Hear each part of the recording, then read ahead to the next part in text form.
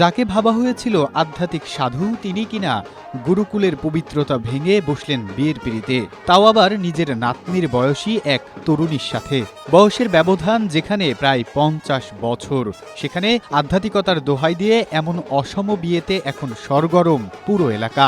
ঘটনাটি ঘটেছে ঢাকার ধামরাই উপজেলার সোয়াপুর ইউনিয়নের সোয়াপুর গ্রামে। সেখানকার বাসিন্দা 75 বছর বয়সী হিন্দু সাধু শ্রী গোপাল চন্দ্র ঘোষ এলাকায় দীর্ঘদিন ধরে আধ্যাত্মিক সাধু হিসেবেই পরিচিত ছিলেন, কিন্তু সম্প্রতি তিনি সবাইকে চমকে দিয়ে সাভার এলাকায় 25 বছর বয়সী তরুণী ময়না সাহা পূজাকে বিয়ে করেন।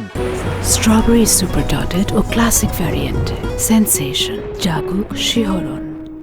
জানা যায় ওই তরুণীর মা দীর্ঘদিন ধরে এই গোপাল সাধুর আধ্যাত্মিক গুরু ছিলেন।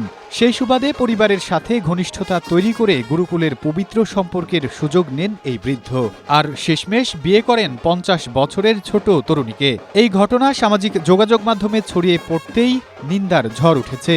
নেটিজেন ও স্থানীয়রা বলছেন, ধর্মীয় বা আধ্যাত্মিক খোলস ব্যবহার করে এমন অসম বিয়ে কোনোভাবেই মেনে নেওয়া যায় না। এটি সামাজিক ও নৈতিক অবক্ষয়ের চরম রূপ। সাধুর এমন কাণ্ডে তার ভক্তরাও চরম বিব্রত ও ক্ষুব্ধ। আধ্যাত্মিক সাধুত্বের আড়ালে লুকিয়ে থাকা এমন মানসিকতা নিয়ে সোয়াপুর সহ আশেপাশের এলাকায় এখনও চলছে তীব্র কানাঘোষা ও সমালোচনার ঝড়।